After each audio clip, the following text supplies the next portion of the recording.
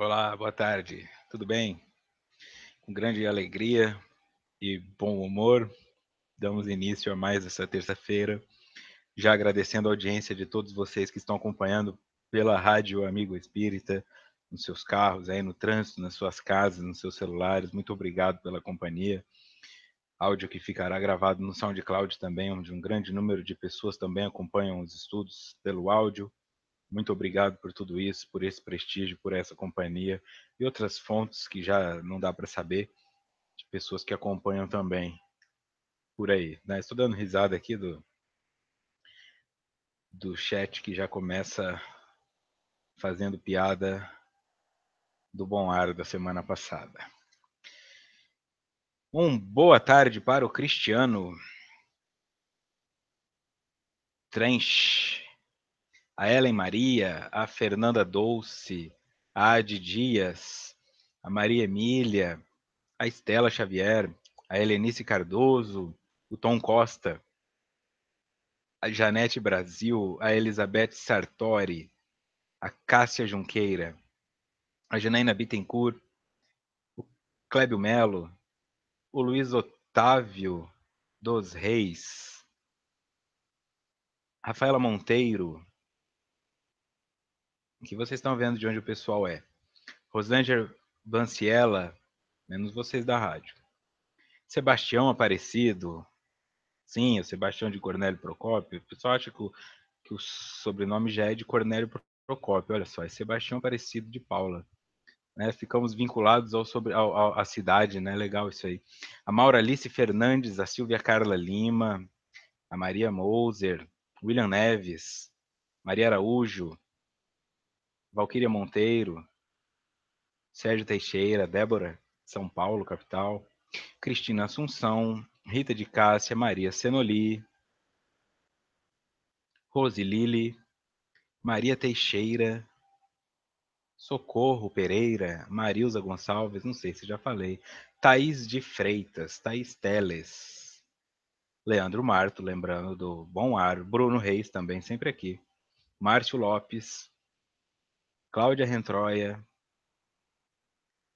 e Silvio Silva, quem mais? Renata Murta, Renato Andrade, Valéria dos Santos, Maria Amélia, Paula Júnior,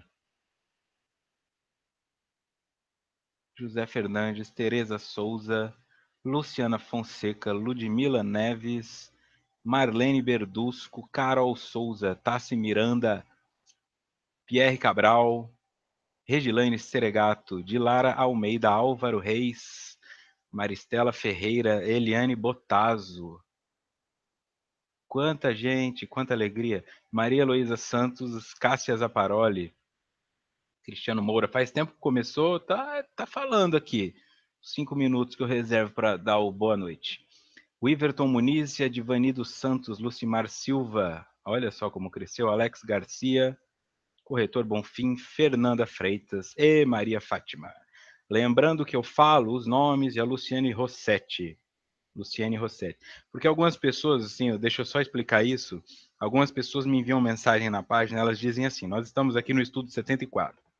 Vitor, estou no estudo 17, não vejo a hora de chegar lá e ouvir meu nome. Então, assim, isso é muito importante para algumas pessoas, não só pelo falar o nome, mas porque pela primeira vez se sentirem incluídas no estudo ao vivo e depois acompanharem esse estudo. Então, eu tenho grande prazer em falar os nomes. Talvez chegue um dia que não seja mais possível pela quantidade de pessoas, mas enquanto for, falarei. Este é o estudo da obra Autodescobrimento, uma busca interior, escrita por Divaldo Franco e Joana de Ângeles, realizado pela Rede Amigo Espírita, e eu sou Vitor Antenori Rossi.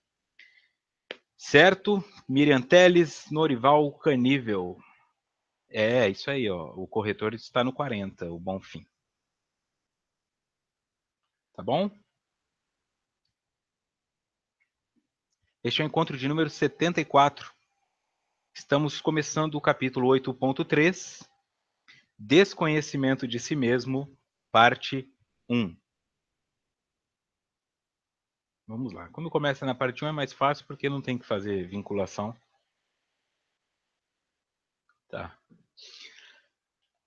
Aturdindo-se com as preocupações a que empresta importância demasiada, a saber, opinião dos outros, aparência, conquista das coisas externas, convívio social e disputas insignificantes, a pessoa descuida-se de si mesma e permanece ignorante da sua realidade profunda, das suas potencialidades latentes. Bom, aturdindo-se com preocupações a que empresta importância demasiada, segundo Joana de Ângeles, algumas preocupações a quais emprestamos importância demasiada são opinião dos outros, aparência, conquista das coisas externas, convívio social e disputas insignificantes. Quanto disso existe na sua vida? Tá? Importância demasiada. Não é que você não pode ligar para essas coisas, que você tem que viver aí totalmente isolado da sociedade. Não é isso. Vamos lá, opinião dos outros. Aparência. São coisas mais ou menos vinculadas, por isso que eu associei isso tudo com a vaidade, né? Eu associei isso com a vaidade. O Cristiano Moura chegando aqui também, Eliane Cruz, Maria Emília e a Fernanda Cipicciani. Clemira também. Tá? Opinião dos outros. Qual a importância que damos à opinião dos outros? E quem são esses outros a quem damos importância e opinião? Quem são? Quais são as pessoas na sua vida cuja opinião importa consideravelmente? Então, quando nós pensamos nesse outro a quem a opinião nos interessa, e na verdade nós estamos falando aqui em um ponto importante, a opinião do outro sobre o que eu sou. Invariavelmente, eu não estou preocupado com a opinião do outro, eu estou preocupado com a opinião do outro acerca de mim. Porque aí o outro fala, eu posto uma foto, por exemplo, no Instagram, no Facebook, eu bonitão, tomando, sei lá, água de coco em Maceió. Miro certinho o coqueiro ali, para parecer aquele coqueiro meio inclinado, sabe? E aí pronto. O que as pessoas vão pensar de mim? Tudo bem. Aí eu vou lá e vejo você com a sua foto em Maceió e dou uma curtida e falo, puxa, que viagem legal, fico feliz por você. E aí você pensa, a opinião do Vitor me importa. Aí eu lá no meu Facebook escrever, eu sou uma pessoa que não gosta de uva passa no arroz. E aí você fala, a opinião do Vitor me interessa. Que coisa chata, gente que não gosta de uva passa. Que coisa chata, gente que coloca ketchup na pizza. Que coisa chata. E aí então quer dizer, não é a opinião do outro que importa. É a opinião do outro a respeito das minhas opiniões, porque assim, o meu corte de cabelo, a minha barba, a armação de óculos que eu utilizo são minhas opiniões. Quando eu olhei para mim, a minha opinião é de que esta casca é a que mais me representa, mesmo que não seja mais agradável aos olhos dos outros. E aí você se define pela sua opinião. Aí vem alguém e fala: "Puxa, mas um cabelo tão bonito e foi cortar curtinho assim?" Ah, mas por que uma armação de óculos tão espalhafatosa? Coloca uma mais discreta. Você sabe do que eu estou falando. Porque sempre tem alguém te dizendo isso e você, às vezes, é esse alguém na vida das pessoas. Nossa, você tem um rosto tão bonito, se emagrecesse. É assim. Então, a opinião dos outros, ela não importa, na verdade. O que importa é como o outro se manifesta perante a minha. Então, se discorda da minha, ou se contrário à minha, aí eu vou e deleto, excluo, falo mal, mas se concorda comigo, oh, gente boa, amigão do peito, etc. Né? Então, colocar o pensamento aí. Ninguém tira foto lavando louça ou lavando roupa. Discordo, Débora. Eu tenho um amigo que tira e aí ele fala assim: minha esposa está abusando de mim. Preciso de uma lei que proteja os maridos de lavarem louça. Aí posta. Quer dizer, faz todo um drama, todo um circo para falar: ó, estou lavando louça. Mas posta. Mas eu entendi, tá? Eu entendi, estou só brincando. Eu posso até postar essas coisas, né? O valor que eu empresto a esses aspectos, ele está referenciado assim: eu me defino pelo que o outro pensa. Esse é o problema. Porque se eu me defino pelo que o outro pensa e o outro pode ser qualquer pessoa que não sou eu, portanto 7 bilhões no mundo, então eu tenho 7 bilhões de pessoas para agradar. Aí eu faço a barba. Ah, ficou lindo. Aí alguém fala, ah, não, tinha que ter deixado. Ah, então vou deixar cavanhaque, que aí agrada os dois. Ah, não, cavanhaque é ridículo, parece que você tá nos anos 80. Aí eu tiro o cavanhaque. Então, assim, eu vou me deformando até um ponto que eu falo, sumi. Aí eu sumo de casa para ninguém me ver. Aí alguém me manda uma mensagem, ô sumido. Ah, pô, bicho. Então, assim, não dá para se definir como ser no mundo tomando como base a opinião dos outros acerca de suas escolhas. Da mesma forma que não dá para colocar a sua opinião sobre como o outro deve viver a vida dele, se não for requisitada. Né? Então, se alguém chega para você com um corte de cabelo raspado aqui no meio, ela já está dizendo para você: eu gosto deste corte, sua opinião não me importa, então não dê. Porque, ah, mas ficaria melhor se você tivesse feito tal coisa. Isso é extremamente inútil, invasivo e agressivo. Você não gosta que façam com você, então não faça com o outro.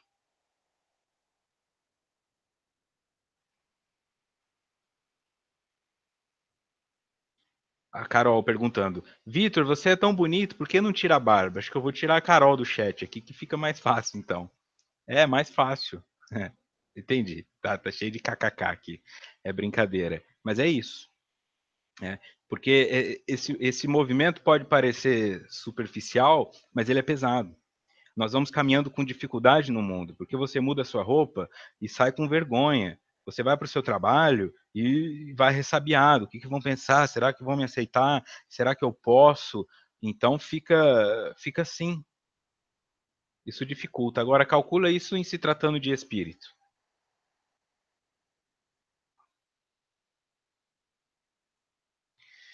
É, cadê?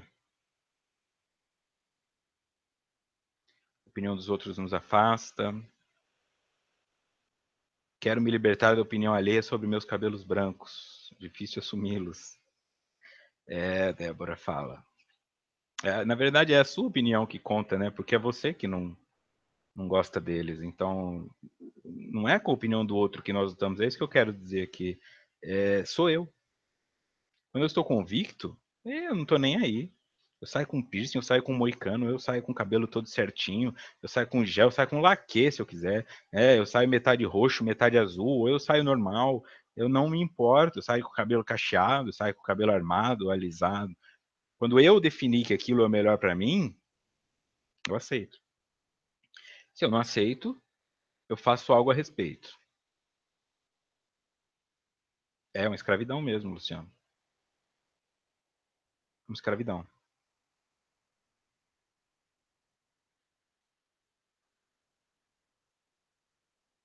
Vai, vamos em frente, vai.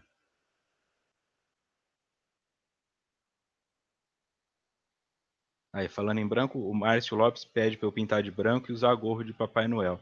Como eu não comemoro Natal, não vai rolar. Mas fica aí, ó, o incentivo. Opinião dos outros. Aparência. Conquista das coisas externas. Convívio social e disputas insignificantes.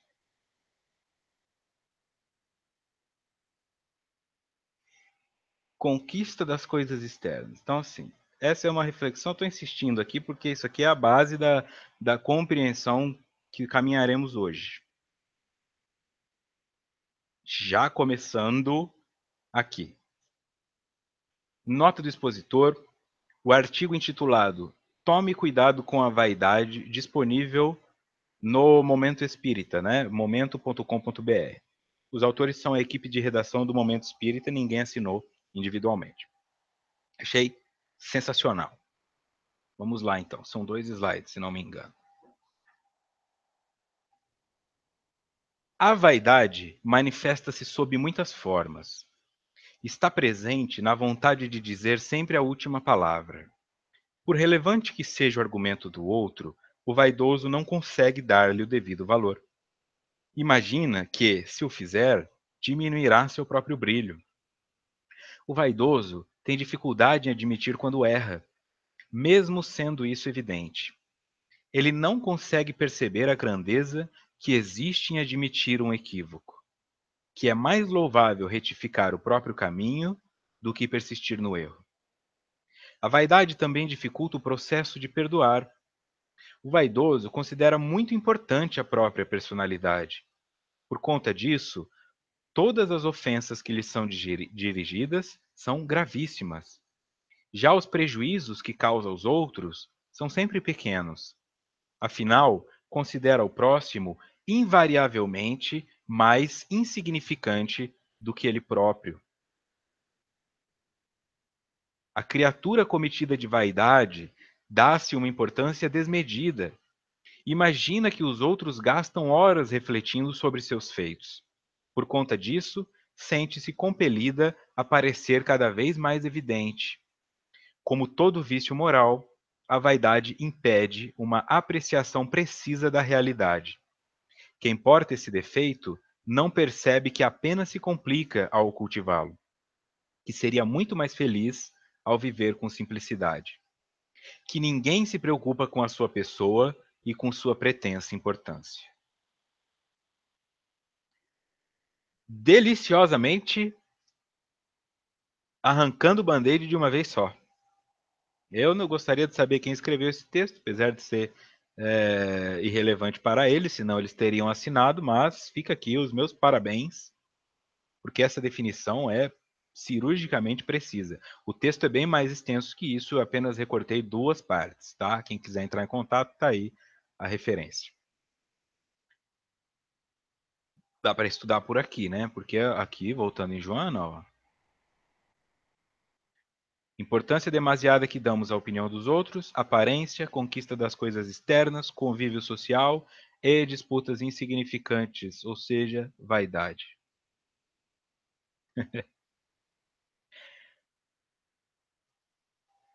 Está presente na vontade de dizer a última palavra. Que delícia quer dizer a última palavra. Ah, não é? Por relevante que seja o argumento do outro, o vaidoso não consegue dar-lhe o devido valor. Imagina que, se o fizer, diminuirá seu próprio brilho. É o que eu coloquei, eu não escuto o outro. Não é a opinião do outro que está sendo levada em conta, é a minha. Isso é vaidade. Pensar na vaidade, não é. Tem aquela palestra Desmascarando a Vaidade que eu fiz há 1 ano passado, 2 anos. É nessa temática profunda que vai. Não é vaidade arrumar o cabelo e comprar uma roupa cara. É muito mais que isso. O vaidoso tem dificuldade em admitir quando erra, mesmo sendo isso evidente, e racionaliza e justifica. Não, mas é que quando a pessoa começa assim, ó, não, mas é que, aí você já pode ter um indício altíssimo de vaidade. Ele não consegue perceber a grandeza que existe em admitir um equívoco, que é mais louvável retificar o próprio caminho do que persistir no erro. O que nós temos trabalhado aqui, traga a tua sombra para a luz, ou como no estudo que nós fizemos antes. Não tenha vergonha dos seus equívocos, porque são eles que te permitem melhorar. É muito mais bonito falar, eu não dou conta, eu não consigo, eu falhei, do que não, nunca aconteceu comigo. Ah, mas foi por causa do tempo, foi o clima, foi a pessoa, foi o dinheiro, foi minha mãe. É difícil a pessoa vir e falar, fui eu. Eu pensei que ia dar certo, eu achei que eu era melhor e não fui. Aí é onde entra o medo. O que vão pensar de mim? Quase nada, porque pouquíssimas pessoas pensam em você. Assim como você pouquíssimo pensa realmente nos outros, pouquíssimas pessoas ligam para você. Neste nível que você imagina. Não ligam. Assim não. Né? Você é só o vizinho que sai. Ah, carro novo, olha essa roupa. É só isso que você é. Você não é isso aí que, por exemplo, aqui o Leandro Marto, pro vizinho dele. Ele não é o Leandro Marto que teve uma história, que tem um pai, que tem uma mãe, que. Ah, ele é o vizinho. Viu o vizinho fazendo barulho de novo? Viu que roupa ridícula que o vizinho saiu? Vê as visitas que o vizinho recebe? É só isso que ele é. Né? Por mais que ele pense, que vão pensar de mim, eu, não pensam. Infelizmente e felizmente, ao mesmo tempo. Manda aí um salve para Fortaleza. Tá mandado, Carlos Henrique. Salve para Fortaleza. Quem sabe um dia eu não passe por lá. Elielson Alves. Não, imagina. Aqui no chat ninguém quer ter a última palavra de maneira nenhuma. Guilherme Correia. É isso aí, devemos tentar olhar por dentro e não um rótulo. Obrigado, Caroline Salles. A vaidade também dificulta o processo de perdoar. Eu ainda estou relendo a nota do expositor, tá, pessoal? Por quê? Porque o vaidoso considera muito importante a própria personalidade. Por conta disso, todas as ofensas que lhe são dirigidas são gravíssimas. É um absurdo, né? Quem você pensa que está falando? Quem você acha que eu sou? Se ponha no seu lugar. É assim, como assim eu estou passando por isso, né? Pode levar ao suicídio? Pode, porque o vaidoso não sabe lidar com perdas financeiras, o vaidoso não sabe lidar bem com adultério, ele não sabe lidar com nada que envolva que ele pode ter falhado ou que ele possa se considerar inferior aos outros, ou que ele foi enganado, passado para trás. Já os prejuízos que causa aos outros são sempre pequenos. Então é o tal do, além do não, mas é que, tem o não, mas veja bem. É, mas não é tudo isso também. Calma, não é por aí. É difícil ele ser assertivo. Afinal, considera o próximo invariavelmente mais insignificante do que ele próprio. Eu sou os piano, menino. Boa, Bruno Reis. Eu sou os piano. Quem você pensa que está falando? Eu me formei na USP, né? O cara falando para mim. A criatura acometida de vaidade dá-se uma importância desmedida. Imagina que os outros gastam horas refletindo sobre seus feitos. Isso aqui é sensacional. Sensacional. É, principalmente assim, eu me identifico muito com isso, principalmente na adolescência e no começo da idade adulta, assim. Imaginava que, dependendo da roupa que eu sei, se eu for comprar um lanche de bermuda, o que, que vão pensar de mim? Olha só, né? O sofrimento. O que, que vão pensar de mim? Depois você descobre que não pensa em você, né? Lembra que eu falei? Aí a maioria das pessoas que eu falava o que vão pensar de mim, nunca pensaram em mim, porque não me chamaram para casamento, não me chamaram para formatura, não me chamaram para batizado do filho, não me chamaram para nada. E eram essas pessoas que definiam se eu era feliz ou não. Ah, eles me chamaram para ir na piscina com eles, então eu sou uma pessoa querida. Ah, foram jogar bola e não me chamaram, eu sou uma pessoa. Na verdade, eu é que ficava ali de peão procurando ser aceito, quando na verdade também não ligava para eles, né? Era só assim. Será que eles vão me chamar? Se eles me chamassem, melhores amigos. Não ligava. Se os caras estavam com dor, se estavam na dificuldade. Na verdade, não existe um pouco ou muito de complexo de inferioridade? Também, né? Tem uma compensação, sim, mas não necessariamente. Tem uma compensação. Se você for buscar lá na essência, vai achar. Aos 15, uma espinha na cara era motivo de faltar aula. Renata falando, é verdade. Às vezes até menos. Cadê? Como todo vício moral, a vaidade impede uma apreciação precisa da realidade.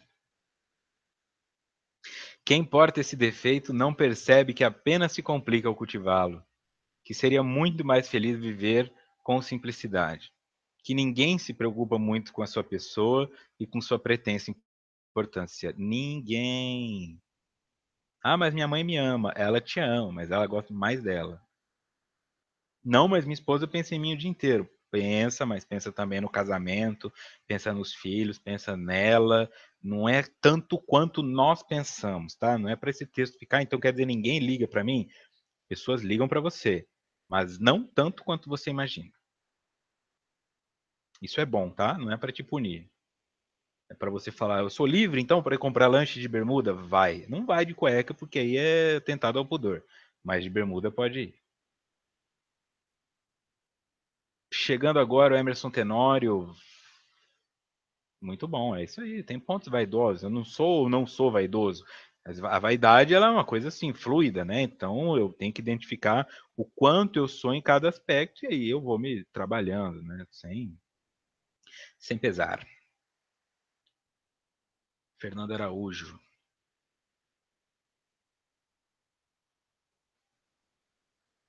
A vaidade faz com que as pessoas esqueçam que estamos aqui só de passagem, diz o Rogério.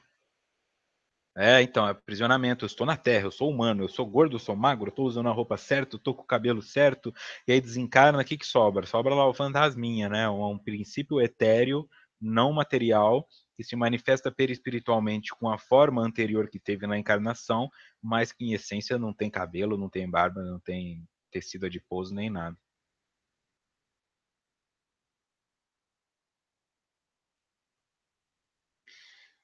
É isso aí, Álvaro.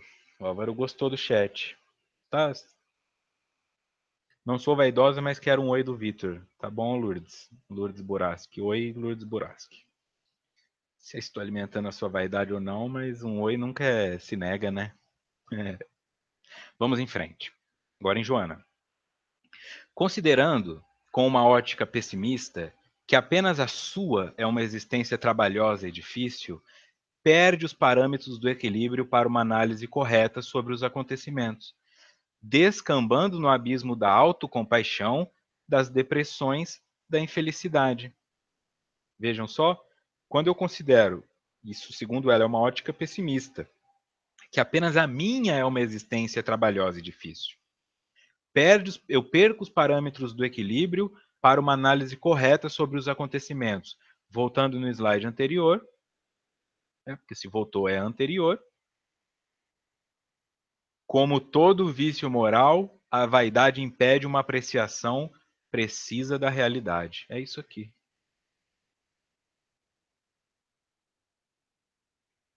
Descambando no abismo da compaixão, por que comigo? Olha só esse joelho, olha só essa doença de pele, olha só essa fibromialgia, ninguém sofre como eu sofro. Das depressões, da infelicidade. Aí o vaidoso ele entra em contato quando ele vai num hospital público. Aí ele descobre que ninguém liga para ele quanto ele imagina. Chega lá, tem gente que finge. Pô, eu tô te falando, eu trabalhei num hospital. Então, às vezes eu estava lá paisana, né? Eu ia para fora na área da recepção, eu ficava lá paisana.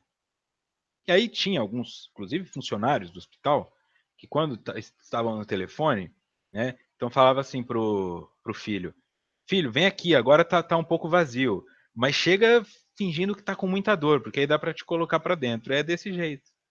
Isso é vaidade. Como assim? Eu vou ter que esperar. Eu tô com uma dor nas costas. Eu preciso entrar. Você tá com um cálculo no rim. Problema seu. Ah, que chorão, pedra no rim nem dói tanto. Se você soubesse a dor que eu tô nas costas. E aí você vê essa competição. A pessoa chega no hospital, ela quer ser atendida imediatamente, porque a dor dela é a maior do mundo. Aquele cara que está passando por uma amputação lá no centro cirúrgico, que acabou de chegar no pronto-socorro e vai para o centro cirúrgico, não, mas também caiu empinando moto, tem que perder a perna mesmo. É esse o movimento da vaidade, ó. Ela te coloca como centro do universo. Todo serviço público te mostra isso, né? Que frustração. A pessoa fala, não sou eu, senhor, é na fila ao lado. Não, mas é só uma informação, senhor, é na fila ao lado. Aí, você sabe quem eu sou? E aí é que você se descobre vaidoso, né? E a vaidade infantil? Como agir com as crianças que se preocupam exageradamente com a aparência física? Novamente, Thaís, vaidade não é só aparência, é uma compensação, assim, o exageradamente tem tanta coisa relativa na sua pergunta que tem que ser levado em conta o contexto específico onde isso se apresenta, que é sugerido procurar uma ajuda psicopedagógica. Alguém que entenda de criança, para te falar se isso é realmente exagerado, se é normal, se não é normal, se tem alguma compensação, porque não dá para saber, né? A vaidade não é só se preocupar com a aparência. Minha avó paterna adora entrar em competição quando se trata de doenças, diz o Clébio. Ninguém entende a graça dessa disputa, mas ela existe, porque é isso, é a vaidade, entendeu? Agora você sabe, tem uma vozinha vaidosa. Apenas a sua é uma existência trabalhosa e difícil. Então eu falo, estou com dor no ombro. Aí o Clébio fala, não, mas eu estou na perna. Então eu tenho que provar para ele que a minha existência é mais dolorosa. Ah, mas eu estou com dor no ombro e tal coisa. E aí é onde entra essa competição. As pessoas estão querendo provar para outra que a dor delas é maior.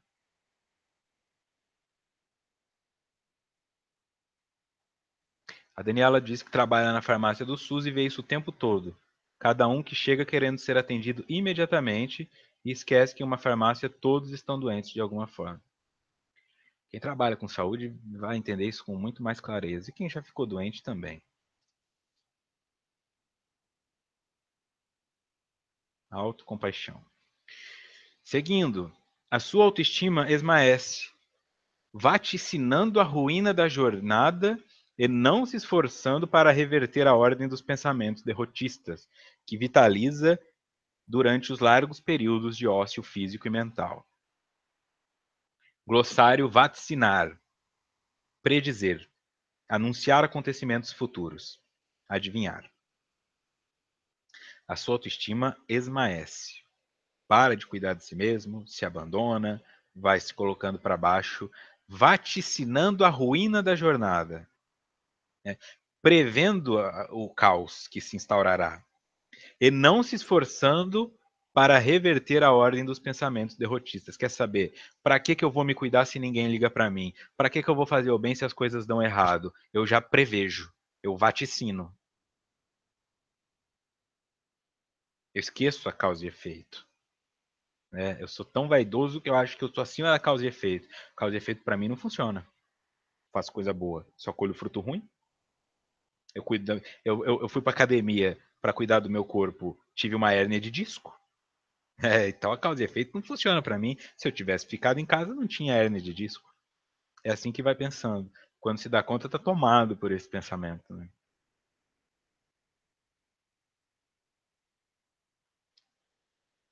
Professor pode colocar apelido no aluno? Não, não é sugerido. Alguns alunos já vêm com apelido de família. Tem criança que já tem apelido de família, que se você chama pelo nome, é como disse a Adi Dias, né? É, pelo nome completo, só me chama minha mãe quando está brava. Então tem gente que tem apelido normal na família. O aluno às vezes até se sente reconhecido pelo apelido, mas aí quando o professor coloca um apelido no aluno, o peso que o professor tem é muito importante, assim, né? Então mesmo que seja carinhoso, eu particularmente sugiro não colocar, mas vai de cada um. Eu tento na medida do possível chamar todas as pessoas pelo seu nome, né? Evitar abreviações. Porque eu não sei como isso se refere a cada um, né? Tá? Eu, por exemplo, só atendo se me chamarem de Vitor. Se chamar Vitinho, Vivi ou qualquer outra coisa, eu simplesmente não sei com quem está falando.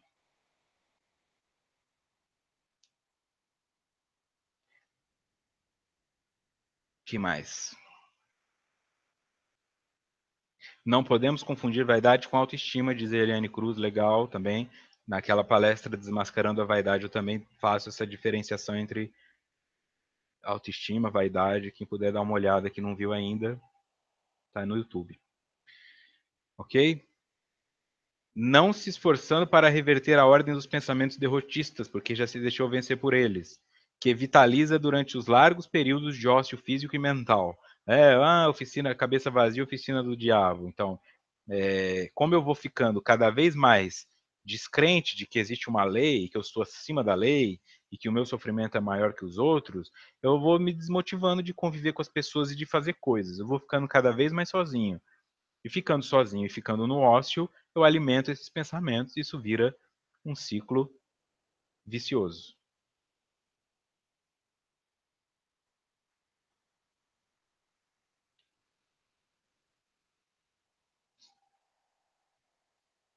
A Aparecida é professora do ensino fundamental 1 e costuma abreviar os nomes de forma carinhosa e as crianças gostam. Aí sim, tudo bem. O ensino fundamental 1, normalmente as crianças já vêm de casa no diminutivo, no carinhoso, né? Quando me foi perguntado sobre O professor, eu fiquei, na minha cabeça, era um ambiente universitário, um ambiente de colegial, assim, não fundamental, né? Falhou realmente a minha percepção nesse sentido. Com criança é tudo diferente, né? As outras regras se aplicam, é um outro universo ali, se comparado a adolescentes e adultos.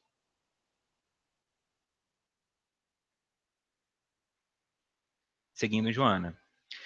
A vida apresenta-se com as mesmas características para todos os seres vivos. Ocasiões são mais severas, circunstâncias surgem penosas, enfermidades se apresentam desgastantes, problemas caracterizam períodos que devem ser enfrentados com naturalidade e valor, como se fossem impostos a resgatar pela honra de existir.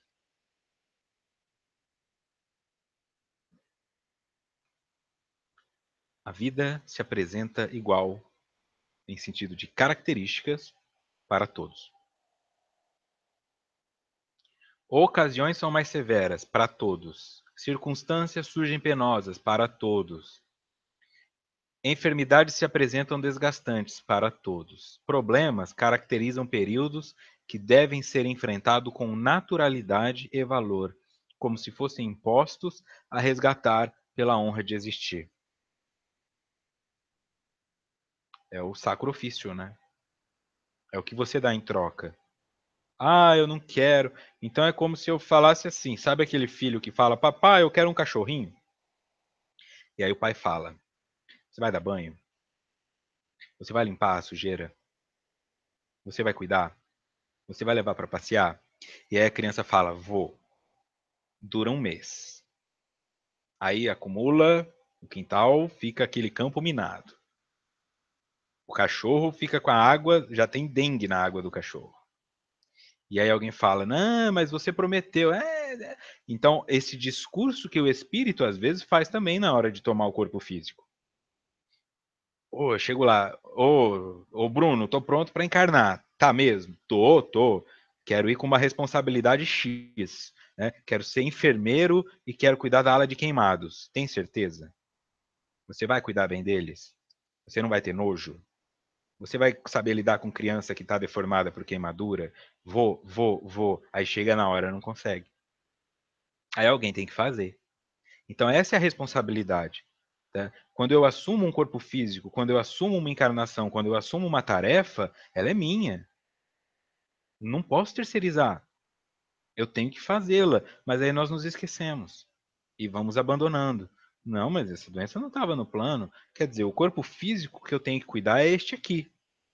E este corpo físico, hora ou outra, manifestará doenças. E se nessa hora eu quiser abandoná-lo, então eu não estou aqui fazendo a minha tarefa. Eu estou igual essa criança que só quer ficar com a parte de brincar com o cachorro, mas não quer a parte do cuidado, da estimação. Então eu fico, eu quero usufruir do meu corpo. Eu quero sair à noite, eu quero tomar uísque, eu quero ir para o motel, eu quero sair do motel, eu quero voltar para casa, dormir até 2 horas da tarde, acordar, abrir uma cerveja, e aí quando o fígado cobra, eu falo, como assim? Tá? É este processo. Eu não vou ter só o lazer em nada na vida. Sempre tem um dever instaurado no caminho. Isso quando o filho adota o cachorro, se muda e deixa o cachorro com você para cuidar. Ainda é o cachorro, porque tem gente que deixa o filho, né? Tem vó criando o filho porque a mãe, não quero mais, né? Faz muito barulho. Meu marido não gosta dele, né? O padrasto não foi com a cara dele. Deixa ele aí. Ou vice-versa, tá?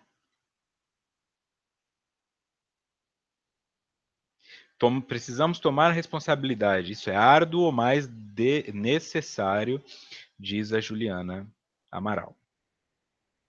Tá? Aí o pessoal ainda falando do diminutivo aqui.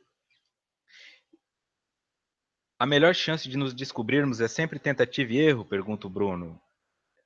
Não diria a melhor, eu diria a única, né? Porque na tentativa pode vir o acerto também, não significa que tentativa é erro. Mas se eu não tentar, eu fico no campo da hipótese, e o campo da hipótese é neurose. É ilusão, é o mundo das ideias Não é o mundo real. Não o mundo das ideias de Sócrates, onde que se refere ao mundo espiritual, mas é o mundo das ideias, o mundo da neurose. Aqui na minha cabeça as coisas acontecem de um jeito. Se eu não colocar isso na prática, para crivar a situação, eu não vou ter como saber se eu estou sonhando, se eu estou iludido ou se eu estou vivendo realidade.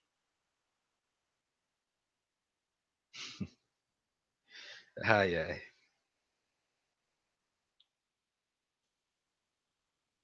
Seguindo. Mais uma nota do expositor. No livro Evangelho segundo o Espiritismo, capítulo 5, Justiça das Aflições. Allan Kardec. Desde que admita a existência de Deus, ninguém o pode conceber sem o infinito das perfeições. Ele necessariamente tem todo o poder, toda a justiça, toda a bondade, sem o que não seria Deus. Se é soberanamente bom e justo, não pode agir caprichosamente nem com parcialidade.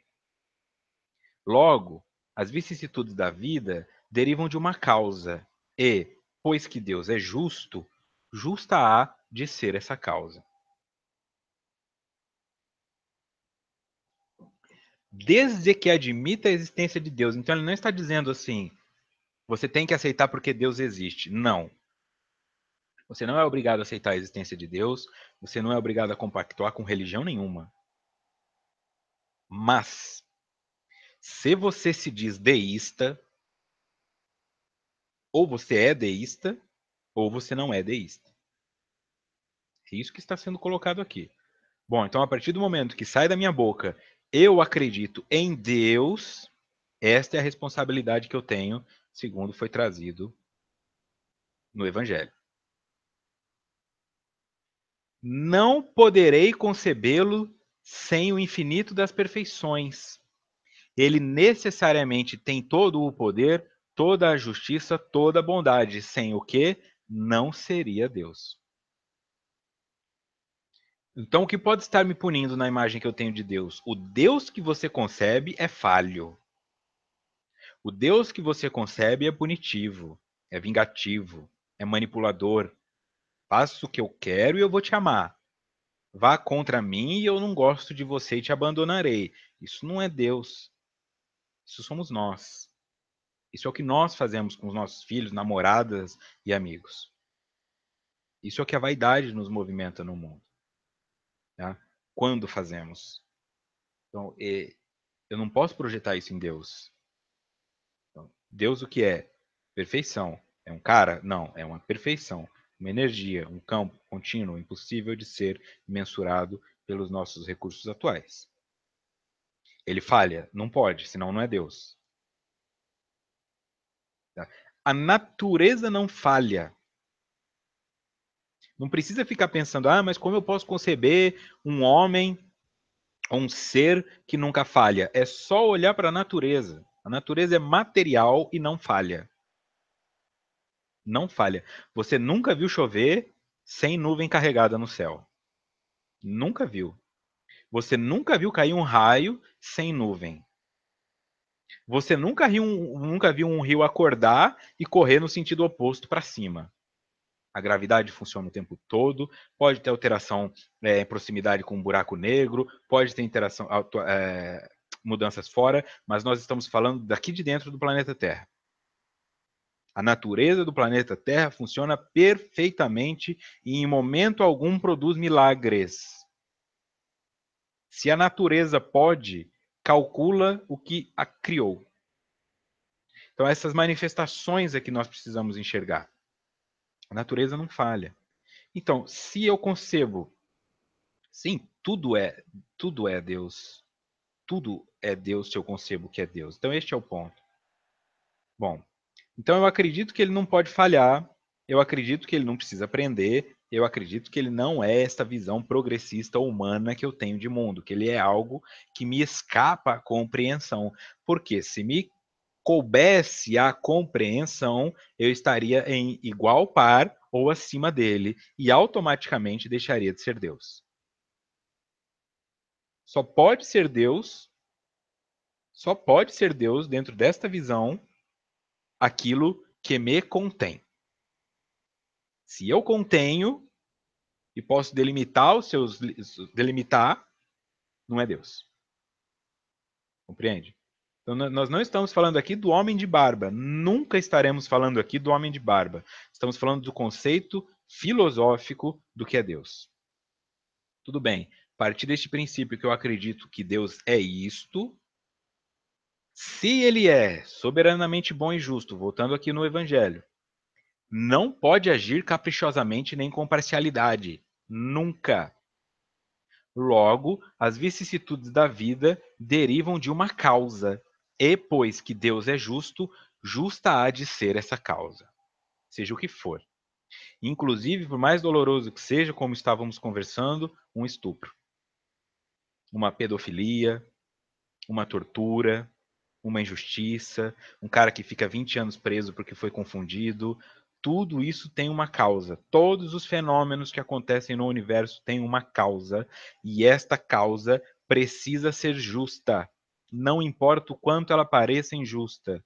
Porque se isso for uma injustiça, se houve alguma falha no mecanismo, na lei de causa e efeito, isso já não é mais uma lei, volta a ser uma probabilidade, volta a ser uma teoria e estaremos imersos no caos. Aí o que imperará será o niilismo. Aí você pode sacar uma arma, pode roubar supermercado, porque não tem lei no universo. Não havendo lei no universo, não há por que ter lei dos homens. Então, esse é o peso.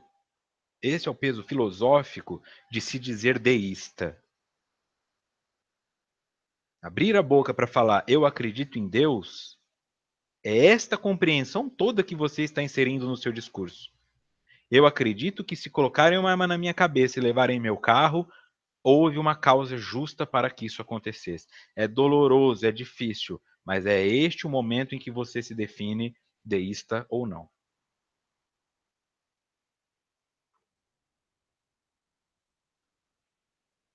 A nossa vaidade não nos deixa ver a justiça das causas, diz a Juliana.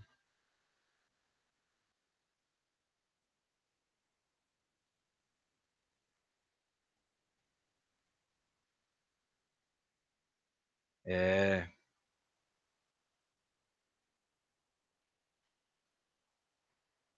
é.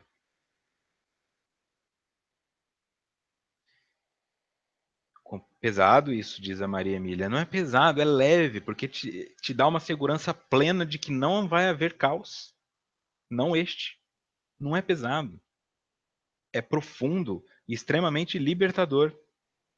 O que isso aqui tudo transmite é o seguinte: você pode fechar seus olhos e se jogar, porque haverá uma rede de proteção.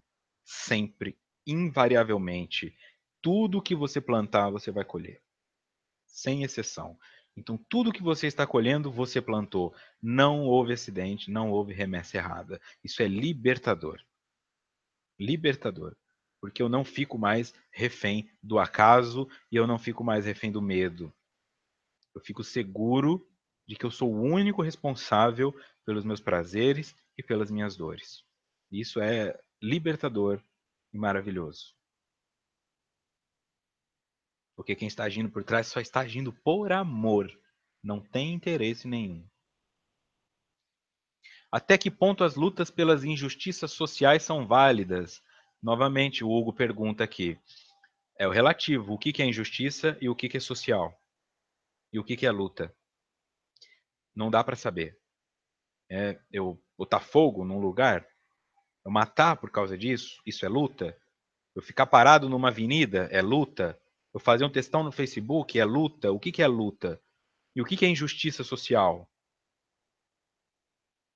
O que é injustiça social? Se nós precisamos de pobres e nós precisamos de ricos.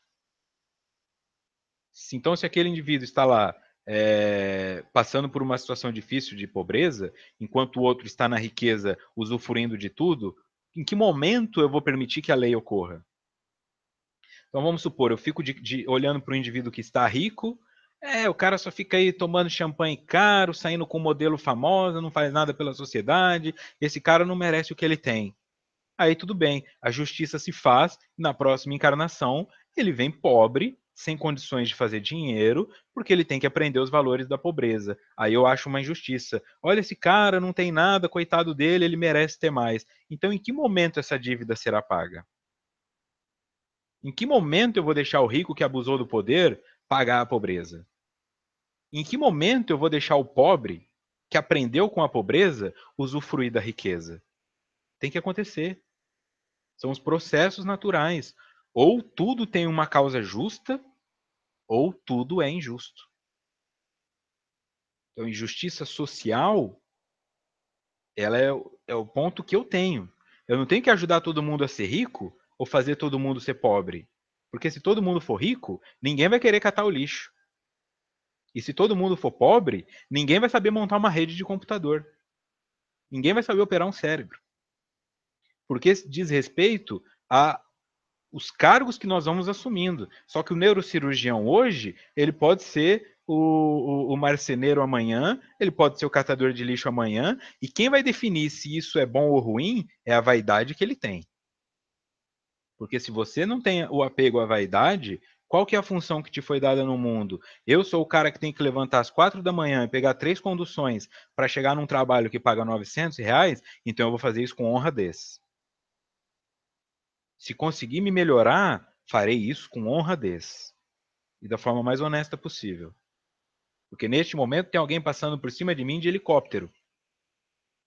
Só que este cara ou fez por merecer, ou neste momento está contraindo débitos que pagará penosamente, acordando às 4 da manhã e pegando 3 conduções na próxima encarnação. Porque é uma justiça. Por isso essa centralização, né, esse achatamento da pirâmide social, ele não necessariamente é justo. A justiça está acontecendo e cada um vai pagar segundo as suas obras. Então é nisso que eu, Vitor, acredito. Mas aceitar isso tudo de braços cruzados, você não aceita de braços cruzados, este é o ponto. Você não aceita de braços cruzados, tá? Se eu sou psicólogo, eu posso oferecer isso aqui, ó. Este estudo está chegando para uma pessoa que não tem dinheiro e está chegando para um cara que tem doutorado em Harvard. Eu estou dividindo um conhecimento. Da mesma forma, tem pessoas que vão lá e ensinam música. Tem enfermeiros que vão lá e aferem pressão das senhoras. Tem pessoas que vão. Então, tem muita coisa acontecendo. Eu não preciso tirar a pessoa da pobreza para fazê-la feliz, porque ser rico não é sinal de felicidade. Mas eu preciso dar dignidade a esta pobreza que ela está passando. E nisso eu me movimento em direção a ele, porque a pobreza é a prova que ele precisa passar. Eu vou até lá, eu não tiro ele dela porque eu acho que é injusto. Porque aí eu estou me definindo como Deus no mundo. Então eu posso ter qualidade de vida na favela e eu posso ter uma vida miserável no condomínio de luxo. Vai depender do quanto eu tenho de fé e vaidade colocados naquele processo. Muita vaidade, pouca fé. Tá? Então, é esse o ponto que eu estou falando aqui. Não é deixar a pessoa lá abandonada, morando ao lado do esgoto. Não é este ponto. Mas é referir que ela fez por merecer aquilo. Tirá-la daquilo ali e dar poder a ela pode trazer de volta o indivíduo que fez por merecer morar ao lado do esgoto. Não há crescimento, eu só fico iludindo a pessoa e tropeçando ela de novo. Eu ressignifico. Então, se você é professor de língua portuguesa, vai alfabetizá-los. Se você é matemática, vai ensinar matemática. Se você é astrônomo, leva um telescópio pequenininho só para eles olharem para o céu. Ensine as pessoas, né? Ofereça possibilidades de artesanato. Ajude essas pessoas a se desenvolverem como empreendedores, mesmo que seja vendendo uma trufa. É nesse ponto que nós ajudamos. Aceitando que pobres vão existir porque existiram ricos que abusaram do poder. E existem pessoas que estão ali no meio da pobreza, que são missionários, que estão ali para segurar a barra e lentamente ir produzindo mudança. Lentamente produzindo mudança. Aí sim vai ter uma equalização de satisfação para com a vida e não de dinheiro na conta bancária. O cara que é pobre, ele vai reconhecer que ele precisa passar pela pobreza e passa com dignidade, e o cara que é rico vai reconhecer que aquele dinheiro está emprestado para ele fazer o bem e ele vai fazer aquilo com dignidade. Aí não tem mais esse conflito social. Não há necessidade de lutar, porque cada um sabe o seu lugar, todos aceitam que estão exatamente onde merecem estar por aquilo que fizeram no passado. Isso é o que eu acredito.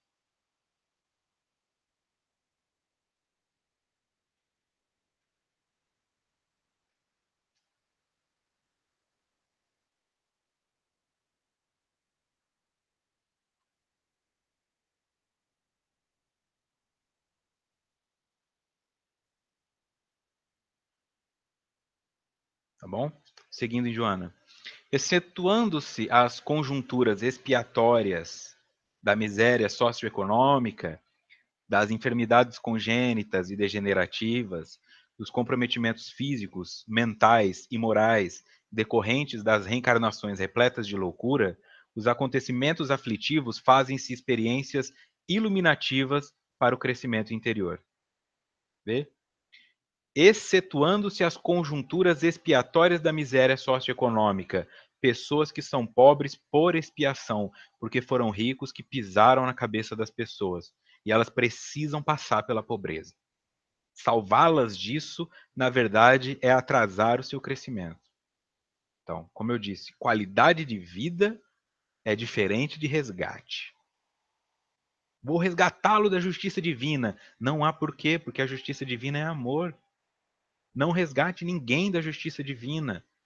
Então o que você faz não é olhar uma pessoa que está dentro de uma cela e explodir a parede para libertar os presos. Leva uma comida gostosa, faça uma visita, leva um livro bom para ele ler. Ele vai ter que ficar preso porque ele cometeu um crime, mas aquilo não precisa ser um inferno. Isso você pode fazer. Isso é promover qualidade de vida, isso é fazer o bem ao próximo, mas sem se colocar acima da justiça de falar, não, é injusto você ser pobre, é injusto você ser ter alguma deficiência física. Não existe isso. Não existe injustiça. Nunca existe injustiça no que se refere a leis universais. Se houver uma única injustiça, não existe Deus. Essa é a proposta. Só quem passou pelos desertos reconhece o oásis, diz a Maria Emília.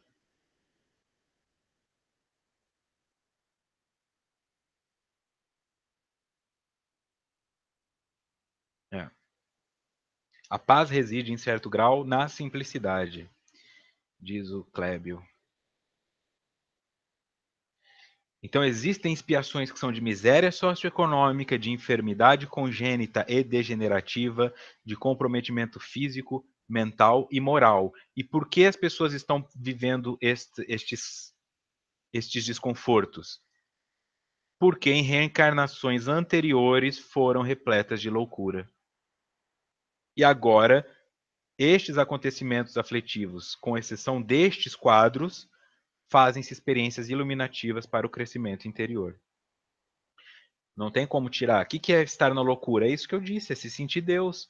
Eu sou rico, eu sou milionário, eu posso fazer o que eu quiser, eu posso humilhar pessoas, eu posso pegar o dinheiro e jogar na cara do meu funcionário. Isso é loucura. É natural que eu vou ter que pagar por isso. E como é que eu pago pelo abuso da riqueza? Com o abuso de pobreza. Overdose de pobreza. É uma equalização natural da lei de ação e reação. Não precisa ser ao pé da letra, mas assim, é isso que eu quero dizer. Planificar o sistema social é uma ilusão. Porque até mesmo no nosso lar tem hierarquias. Até mesmo no universo tem hierarquias. Quando dizem Jesus é o governador do planeta Terra, então quer dizer, tem hierarquia até entre os espíritos superiores. Não existe essa coisa de, não existe diferença entre os seres. Existe diferença entre os seres e cada um está na sua prova. Em dado momento, Jesus teve a prova de vir aqui e sofrer tudo aquilo que sofreu na carne. Agora ele está em espírito fazendo o gerenciamento de um planeta, sabe-se lá de mais o quê, tá? Então eu não posso achar que eu sou igual a ele, que eu posso fazer a mesma coisa que ele pode nesse exato momento.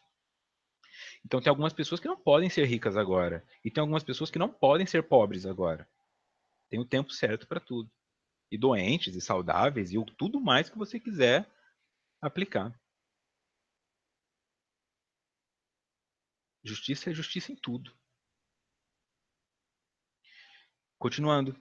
Essas provações constituem recursos propiciatórios para a evolução. Assim não ocorressem, e seria já a Terra o paraíso anelado, e a vida física se tornaria de natureza eterna. Tudo o que estamos passando é para crescermos. Se nós não tivéssemos que crescer, não estaríamos no corpo físico como punitivo, que não consegue se locomover, que qualquer coisa causa uma lesão. As hierarquias obedecem à causa e ao efeito ou à relatividade nisso, Aline? Causa e efeito, ela é, por consequência, um termo que poderia ser utilizado aqui é meritocracia. Eu mereço tudo o que está acontecendo comigo, de bom ou ruim. Então é meritocracia. Quem que merece ser sequestrado e ser jogado num canavial? Alguém merece. Porque alguém fez por merecer. É este cara que será sequestrado e jogado no canavial. Quem que merece uma vida de saúde sem dar uma tossida? Alguém merece. E é esse cara que vai ter uma vida sem tossir. Então, é meritocracia. Né? O que eu construí para mim, o quanto de sombra eu iluminei e o quanto eu cresci pelo meu próprio esforço, vão me capacitar a um cargo de mais importância sob a ótica de responsabilidade para com outras vidas. Não de que eu sou melhor do que você, mas de que eu tenho condições de ser mais responsável porque eu me iluminei um pouco mais. Então, eu não vou cometer os erros que você provavelmente cometeria. E assim é que as coisas vão se enquadrando. Isso é causa e efeito. Causa e efeito é sempre meritocracia. Eu mereço o que está acontecendo comigo. Sem submissão. Pondo o questionamento. Porque muita coisa não está acontecendo porque o universo fez comigo. Está acontecendo porque eu me descuidei. Ah, eu mereço esse câncer porque eu sou uma pessoa ruim. Não, você está tendo um câncer porque fumou. Talvez não precisasse tê-lo. Ah, eu morri porque um marido ciumento atirou na minha cabeça. Então, na verdade, você não tinha que ter se envolvido com mulher casada. Aí já não é causa e efeito. Tá? Aí são as atuações da imperícia e da imprudência que você pode encontrar lá no Evangelho, causas atuais das aflições e causas anteriores das aflições. Tá? Por isso que não é determinismo. Eu entendo assim que vai haver uma resistência, né, de que você quer ouvir o que você quer ouvir, mas eu não vou te falar o que você quer ouvir. Tá? Então, assim, suas perguntas elas serão infinitas até o ponto em que você comprove que deve haver uma manifestação. Mas eu já me posicionei, não concordo, este é o ponto de vista. Então, assim, eu não direi o que você quer ouvir, infelizmente. Vamos em frente. Continuando. A sua fragilidade e impermanência, as transformações biológicas a que está sujeita, atestam a limitação do seu curso e a finalidade educativa para o eu superior que a organiza. Sua fragilidade e impermanência, a da vida. As transformações biológicas a que está sujeita, sejam elas doenças ou envelhecimento, atestam a limitação do seu curso e a finalidade educativa para o eu superior que a organiza. Ou seja, não é isso aqui o fim da linha. O julgamento que nós fazemos de encarnação no corpo físico é um julgamento precipitado. Isso aqui é uma escola, e como toda escola, tem desde o maternal até o pós-doc. Então, não há como planificar socialmente as pessoas num planeta como o planeta Terra, materializado, porque isso aqui termina. Tá? É um processo diferenciado que nós estamos lidando aqui. Então, a elucubração, né, a tentativa perniciosa de transformar tudo em falácia ou encontrar aspectos negativos na fala, ela é uma defesa natural de qualquer indivíduo que está entrando em contato com uma mudança. Mas lei de causa e efeito é justiça. E justiça não é planificação em um planeta escola. Porque não pode ser. Eu não posso tirar o rapaz da primeira série e querer que ele entenda o que está acontecendo na oitava série. Então eu não posso tirar uma pessoa que só experimentou a riqueza e colocá-lo imediatamente na pobreza. Eu vou criar um bandido, eu vou criar um suicida, eu vou criar um revoltado. Eu tenho que ter paciência com o estágio em que cada um se encontra, porque no momento certo ele colherá aquilo que plantou.